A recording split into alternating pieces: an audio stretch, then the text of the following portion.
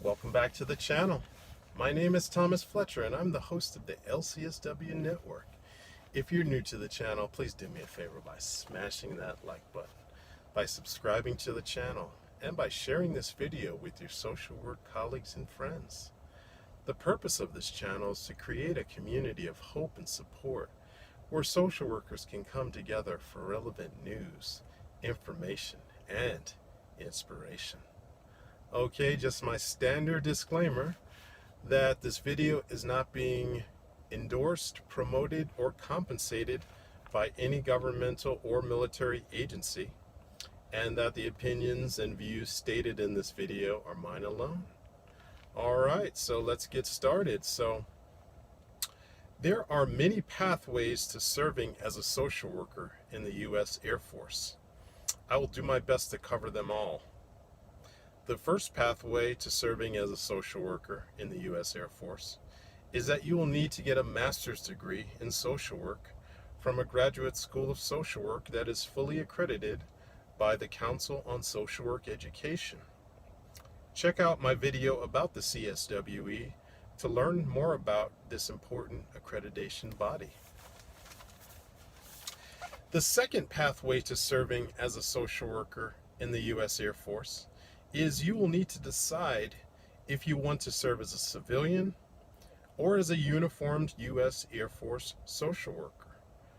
The U.S. Air Force needs both civilian and uniformed social workers to provide care for Air Force service members and their families.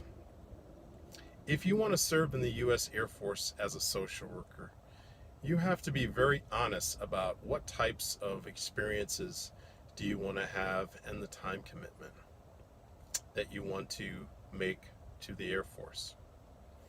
If you're looking for a stable 40-hour-a-week job with good benefits and the opportunity to provide clinical social work services to Air Force service members and their families on military bases around the country and around the world, you should consider serving as a civilian social worker for the Department of the Air Force. And you can find civilian Air Force social work jobs on usajobs.gov. For those of you whom are more adventurous, becoming a uniformed social worker may be the pathway for you. If you're ready to serve your country, ready to serve and deploy to military bases around the world, and sometimes to combat and austere conditions, you may want to consider serving as a uniformed social worker in the U.S. Air Force. So there are many pathways to becoming a uniformed social worker in the Air Force. In this video, though, I will only cover two pathways: ROTC and enlisting. I will not cover OTS, direct commission, or the U.S. Air Force Academy in this video. OTS is the Officer Training Service Program for Air Force enlisted airmen to become Air Force officers. And there's plenty of videos on YouTube about OTS.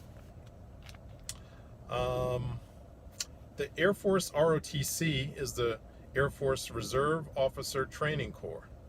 It is a group of college and university-based officer training programs for training commissioned officers of the U.S. Air Force.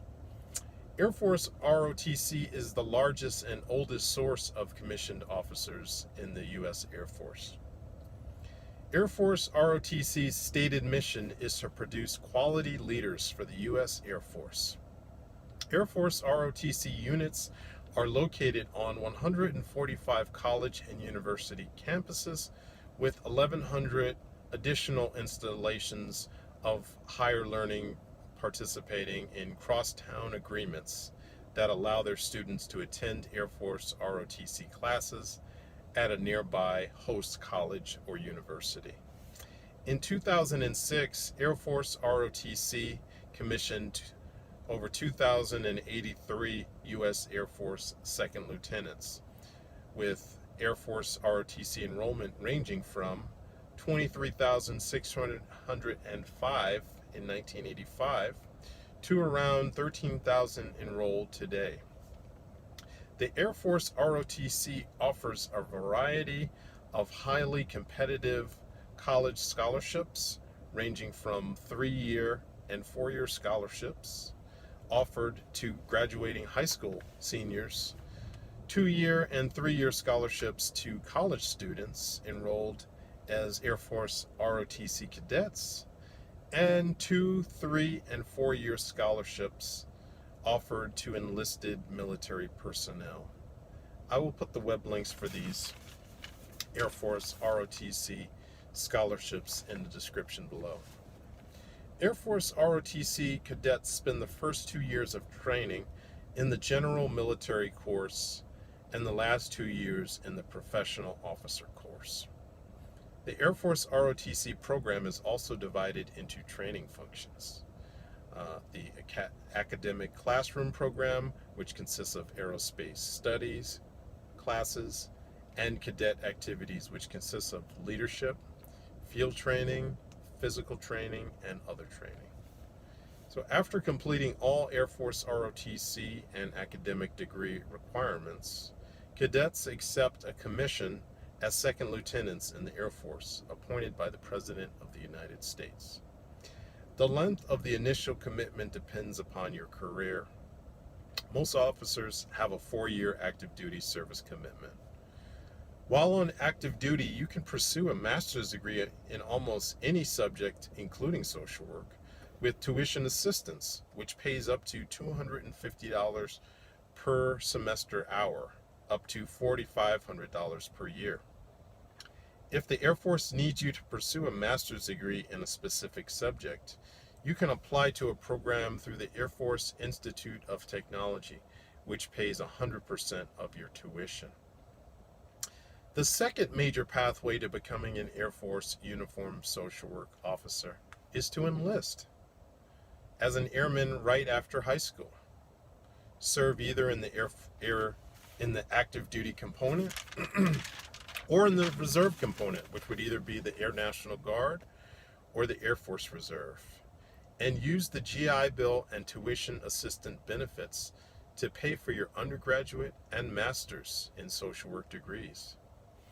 After you complete your master's degree from a CSWE accredited School of Social Work, you'll need to accrue your supervised hours before you can take the ASWB clinical licensing exam for the state that you are working in. If you are serving in one of the reserve